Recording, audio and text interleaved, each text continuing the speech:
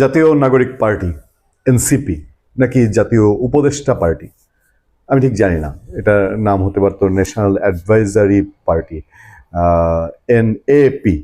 এটা হলে ভালো হতো, কারণ প্রধান উপদেষ্টা ডক্টর মোহাম্মদ ইউনূসের স্বপ্ন, কিংস পার্টি বলে, কিং তো আমরা যদি বুঝি তাহলে ডক্টর ইউনূস, তার মাধ্যমে তার স্নেহে তৈরি, এবং সেই পার্টির আহ্বায়ক আছে, যুগ্ম আহ্বায়ক আছে, কি মানে যুগ্ম সাংগঠনিক সম্পাদক, তারপরে আঞ্চলিক সাংগঠনিক সম্পাদক, যুগ্ম সংগঠক, সংগঠক উত্তরাঞ্চল, দক্ষিণাঞ্চল, এই অসংখ্য পদের বডি থাকলেও না এইখানে এই দলের পদবি নাই তেমন দুজন উপদেষ্টা, আসিফ মাহমুদ সজীব ভুঁইয়া এবং মাহফুজ আলম। তাদের কৃপায়, ফুয়েলে, তেলে, বুদ্ধিতে এই এনসিপির চূড়ান্ত সিদ্ধান্ত হয় বলে এনসিপি থেকে যারা বের হয়ে যাচ্ছেন তারা বলছেন, দলে থেকে তারা বলেন না। দলে থেকে মাখন রুটি খান, তারপরে তারা আবার বের হয়ে আসেন, বের হয়ে এসে বলেন জুলাই বিপ্লবের 12টা বাজিয়ে দিয়েছে এনসিপি। তারাই বলছেন যে এই এনসিপিতে যত সিদ্ধান্ত হয়, এই সিদ্ধান্ত মিটিং ফিটিং হয়, আলাপ আলোচনা হয়, কিন্তু সিদ্ধান্তটা চূড়ান্ত হয় রাত 1টা-2টার সময় ওই দুই উপদেষ্টার বাসায়, মন্ত্রীপাড়ায় গিয়ে সিদ্ধান্ত হয়। আর মন্ত্রীপাড়ায় যারা সিদ্ধান্তটা দেন সেই গডফাদার, মানে যদি বলি গডফাদাররা তো এরকমই হয়, তাদের কোনো ধরাছোঁয়া থাকে না, নাম ঠিকানা, কোথাও পদবি টদবি নাই, কিন্তু তারাই সব কিছু করেন। সেই দুজনের মধ্যে এখন নাকি প্যাচ লেগে গেছে। আসিফ মাহমুদ সজীব ভুঁইয়াই তিনি চান্স পাচ্ছেন না এনসিপিতে, বলে যে সেখানে নাকি তার পদ পদবীর জায়গা হয় না। আমি এর আগে একটি আলোচনায় আপনাদেরকে বলেছি, আসলে কি আসিফ মাহমুদ সজীব ভুঁইয়া তিনি এনসিপিতে আসতে চান? তার আসন যেখানে ইলেকশন করতে চায়, তার মানে সে কুমিল্লার মুরাদনগরে ভাত হবে না, এটা হজম হবে না। এখানে কাইকোবাদ সাহেবকে বিএনপি কোনোদিন ত্যাগ করবে না। আসিফ মাহমুদ সজীব ভুঁইয়া ওখানে দাঁড়াইলে কাইকোবাদের কাছে তার জামানত বাজেয়াপ্ত হবে।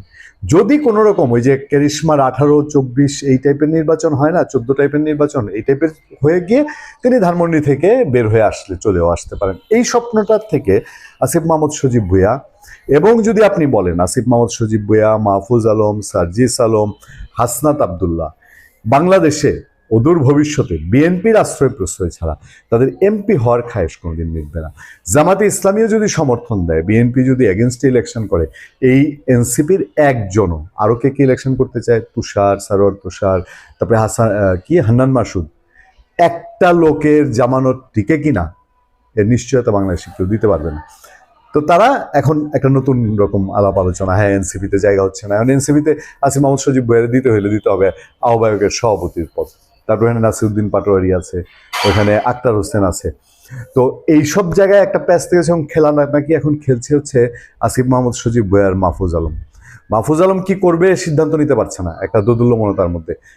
যা হয়ে গেছে, এখন বিএনপির কাছে গিয়ে পিঠ বাঁচাবো, নাকি আচ্ছা ঠিক আছে সরকার যদি আর কিছুদিন থেকে যায়, নাকি মানে কিছু একটা তো তাদের মধ্যে আছে। আর Mahfuz Alam deep water fish. Mahfuz Alam ঠান্ডা মাথার খেলোয়াড়।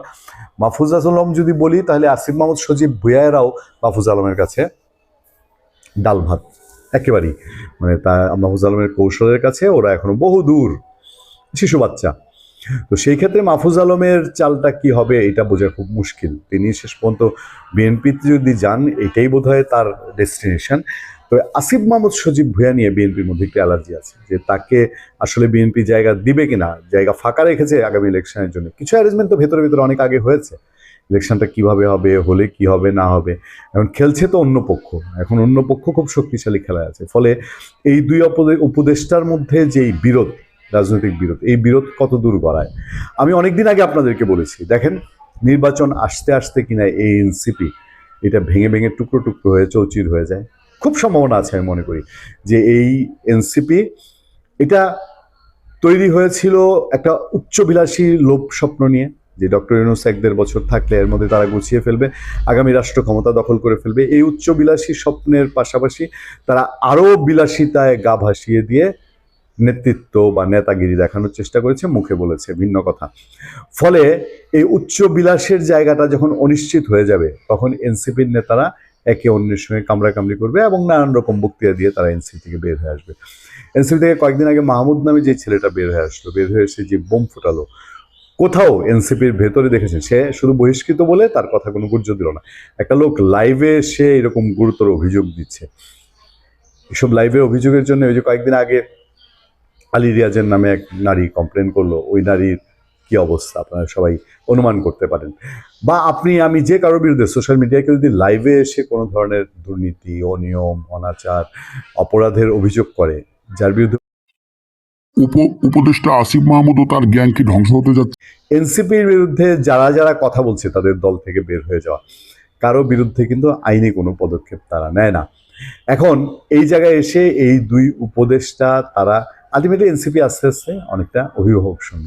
অনেকে তো কথায় কথায় বলে যে ডক্টর ইউনূসের যদি প্রয়োজন না পড়ে তাহলে এই এনসিপিকে সে পুষবেও না, এবং তার যদি মনে হয় এনসিপিকে ছুঁড়ে ফেলে দেয়া তাহলে সে ছুঁড়ে ফেলে দেবে।